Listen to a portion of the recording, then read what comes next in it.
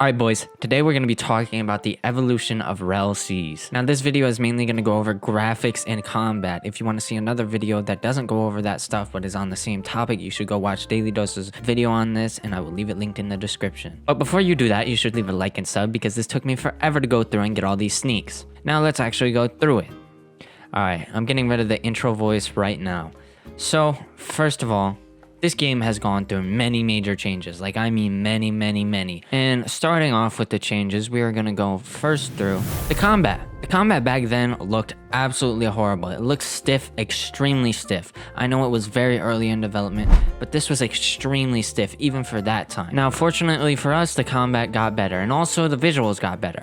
Just take a look at this clip. Now the visuals are astonishing, but not that astonishing. They're not as good as Holy War X in my opinion, but they do get better in later clips. Now the only issue I see with this clip is the fact that the buildings in the background are just not really it. The windows look really weird. They look basic. They look like every basic Roblox game nowadays. And the buildings just needed some work.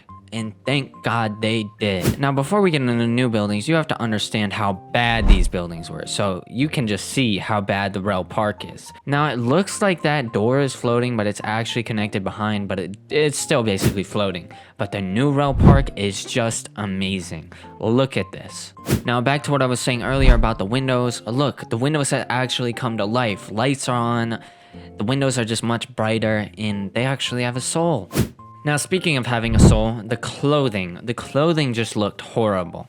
In my opinion, at least. I did not like the clothing at all. I've been hating it since day one. And finally, we got our prayers answered about 2 or 3 months ago. I can't remember which.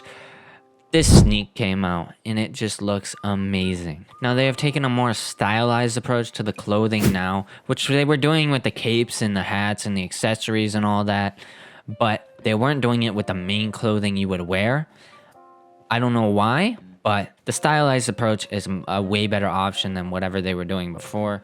Personally, as I said earlier, I hated it, but I love stylized stuff. And speaking of stylized stuff, you'll see it later after I talk about the old dragon models. Now, this is the fully transformed model. Looks iffy, the textures just kind of look off. Here is the hybrid version. I mean, textures don't look off. The horns just look a little weird. And here is the new and improved full transformed dragon. Somebody had to go in here and model each scale individually. And then we have the new hybrid dragon model, which I'm pretty sure this is the most newest updated one. It could be different now. Subs could have seen different. Subs definitely saw different. But this is, well, kind of unnecessary. I mean, there's really no need to rework the horns to make it that much different from One Piece.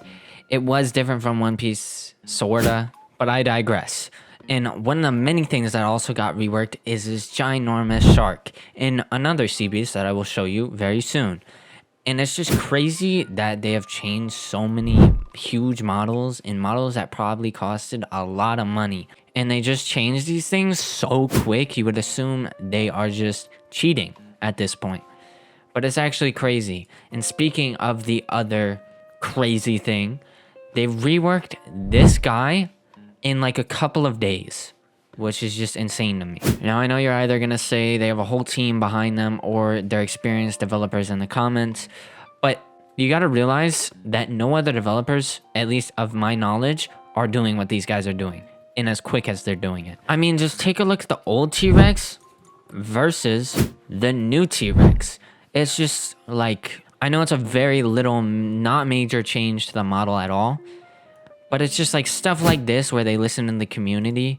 It's just such a nice thing to have with developers that actually listen to the community. Unlike some people, yeah, I'm pointing fingers at UFO. I hate you. I hate you for you. Literally ruined my most favorite game on the platform. Anyways, let's finally get into the combat like I said we were going to get into, and then I went on this whole tangent about graphics. And first, we're going to start with the third teaser. Third teaser is where they actually show the combat. So let's take a peek at that, and then let's take a peek at the newest one where they show actual combat, and we'll just see the differences. Now, I have something to say before we actually get into like the combat changes.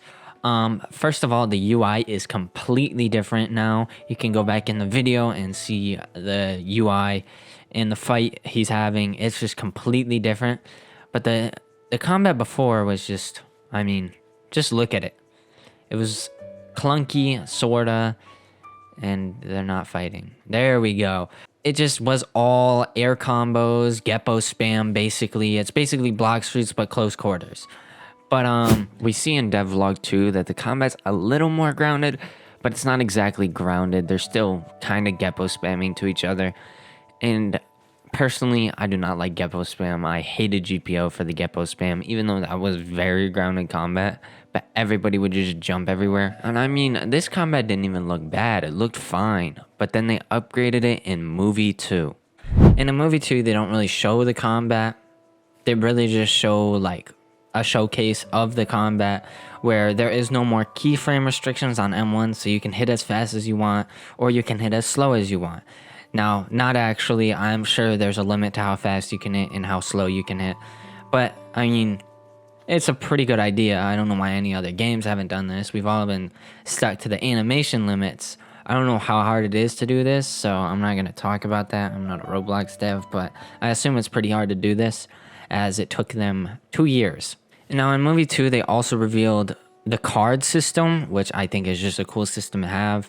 Basically, there's these cards. Actually, I'll just let them explain it. Static trait. That weapon is your class. The benefit of picking that weapon, or as we call it class, it gives you the benefit of grinding less. That class weapon can replace abilities from a similar weapon type.